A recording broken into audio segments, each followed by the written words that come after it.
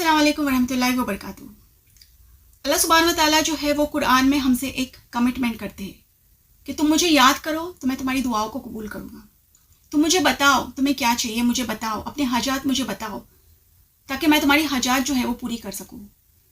ठीक है, तो हमारे नबी सल्लल्लाहु अलैहि वसल्लम जो है वो फरमाते हैं कि दुआ जो है वो एक इबादत है, बिल्कुल उसी तरह जैसे कि नमाज एक इबादत है।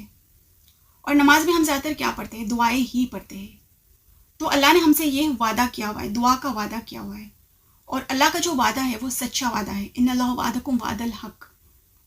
एक और हदीस है जिसे तिरमिज़ी और इब्न माजा ने रिपोर्ट किया है कि हमारी जो तकदीर है हमारे इस दुनिया में आने से पहले ऑलरेडी लिखी जा चुकी है, लेकिन हमारे तकदीर के लिखे को अगर कोई भी चीज़ बदल सकती है या उसमें कोई भी चेंजेस ला सकती है तो वो है दुआ, और सिर्फ दुआ। तो ऐसे कुछ खास अहम इम्पॉर्टेंट और पावरफुल दुआएं हैं जो मैं आपको बताना चाहती हूँ। इन्हें सुन लीजिएगा प्लीज़, और इन्हें याद कर लीजिए, अपने बच्चों को सिखाएं, घर वालों को बताएं। देखिए, इन दुआओं को अगर हम अपनी रूटीन में शामिल कर लेंगे तो इंशाअल्लाह ताला अल्लाह की हम पे रहमत ही रहमत होगी। तो वीडियो को एंड तक देखें, और मेरे चैनल पे अगर आप फर्स्ट टाइम आए हैं तो इसे सब्सक्राइब कर लीजिए प्लीज़। पहली दुआ जो है वो है सूरह अल अंबिया की आयत नंबर 87, ला इलाहा इल्ला अंत सुबहानक इन्नी कुन्तु मिनज़ ज़ालिमीन। इसे आयत करीमा भी कहते हैं। ये एक बहुत ही ज़बरदस्त और पावरफुल दुआ है, पावरफुल वजीफ़ा है। ये दुआ सबसे पहले हज़रत यूनुस अलैहिस्सलाम ने पढ़ी थी, उस वक्त जब वो मछली के पेट में फंस गए थे और उन्हें बाहर निकलने का कोई रास्ता नज़र नहीं आ रहा था। तो गम की हालत में, परेशानी की हालत में, घबराहट में वो अल्लाह से ये दुआ मांगते हैं, और अल्लाह ताला जो है उनकी ये दुआ कबूल करते हैं।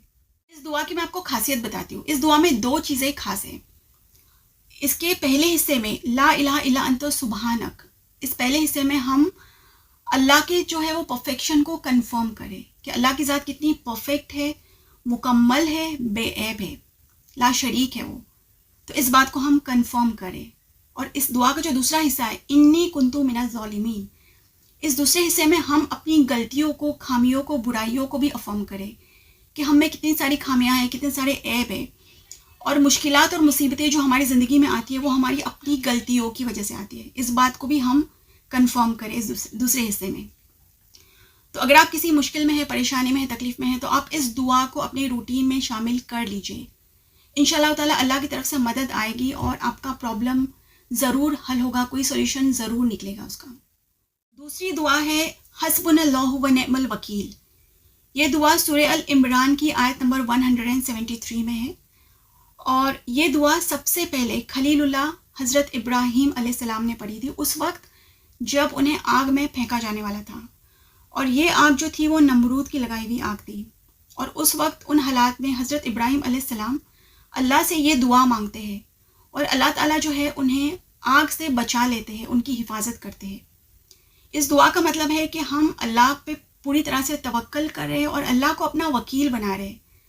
तो आप इमेजिन कर सकते हैं कि जब हम अल्लाह को अपना वकील बना लेंगे तो पहली चीज़ तो ये है कि मुश्किलात हम पे आएगी ही नहीं, और इन केस अगर मुश्किलात आती भी है तो अल्लाह ताला फ़ौरन हमें उससे बाहर भी निकाल देंगे। तो इस दुआ को भी पढ़ते रहें, याद कर लीजिए, डेली बेसिस पे पढ़ते रहे, तो इंशाअल्लाह ताला हमारी ज़िंदगी जो है वो अल्हम्दुलिल्लाह अल्हम्दुलिल्लाह बहुत ज़्यादा आसान हो जाएगी। अच्छा, तीसरी दुआ जो है वो सूरह कहफ की एक आयत होने के साथ साथ हमारे तीसरे कलमे का हिस्सा भी है। दुआ यह है कि ला हौल वला कुव्वत इल्ला बिल्लाहिल अलियुल अज़ीम। अच्छा, ये वाली दुआ जो है ना, इसमें अल्लाह ताला ने हमारी हर बीमारी का इलाज रखा है, हर बीमारी की शिफा है इस दुआ में, जिसमें सबसे छोटी बीमारी जो है वो है गम और परेशानी, स्ट्रेस, एंग्जाइटी। तो ये दुआ जो है वो जन्नत के ख़जानों में से एक दुआ है। और आजकल आप देख रहे हैं कि हर दूसरे इंसान को स्ट्रेस है, एंग्जाइटी है, डिप्रेशन बहुत ही कॉमन हो गया है। हर दूसरा इंसान डिप्रेशन से डील कर रहा है। तो इस दुआ में, डिप्रेशन जो है यूजुअली एक लाइलाज बीमारी है। हम डॉक्टर्स के पास जाते हैं, साइकेट्रिस्ट के पास जाते हैं डिप्रेशन के इलाज के लिए, लेकिन फिर भी बहुत कम लोग हैं जो डिप्रेशन से बाहर निकल पाते हैं। लेकिन इस दुआ में डिप्रेशन जैसे बीमारी का भी इलाज है, इलाज छुपा हुआ है। तो इस दुआ को ज़रूर पढ़ें, इसे अपने रूटीन में शामिल करें, पढ़ते रहिए डेली बेसिस पे। इसमें आपकी हर बीमारी का हर गम का इलाज छुपा हुआ है इस दुआ में। दुआओं में अल्लाह के सामने अपने हाथ फैलाते हैं ना, तो हम पूरी तरह से अल्लाह पे अपनी डिपेंडेंसी दिखाते हैं कि हमारे जो भी हालात है, चाहे अच्छे हो चाहे बुरे हो, चाहे खुशी हो चाहे गम हो, जो भी जैसे भी हालात हो, हमारे हालात का ज़िम्मेदार एक्सक्लूसिवली अल्लाह सुब्हान व तआला है।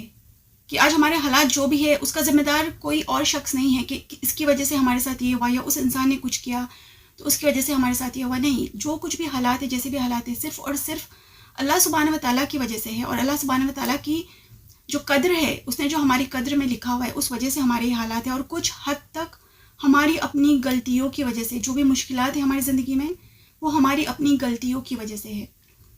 तो इस बात में हम दुआ के ज़रिए हम अल्लाह से अपनी डिपेंडेंसी दिखा रहे हैं कि अल्लाह पे हम कितने ज़्यादा डिपेंडेंट हैं।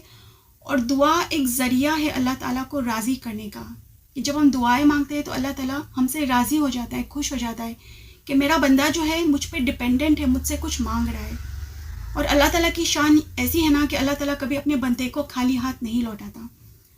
तो दुआओं पे यकीन रखिए, दुआएं मांगते रहिए। उम्मीद है आपने आज की वीडियो से कुछ नया सीखा। वीडियो अगर अच्छी लगी हो तो इसको लाइक कीजिए और मेरे चैनल को सब्सक्राइब कीजिए। तो मिलते हैं अगली वीडियो में इंशाल्लाह। जज़ाकल्लाह खैर।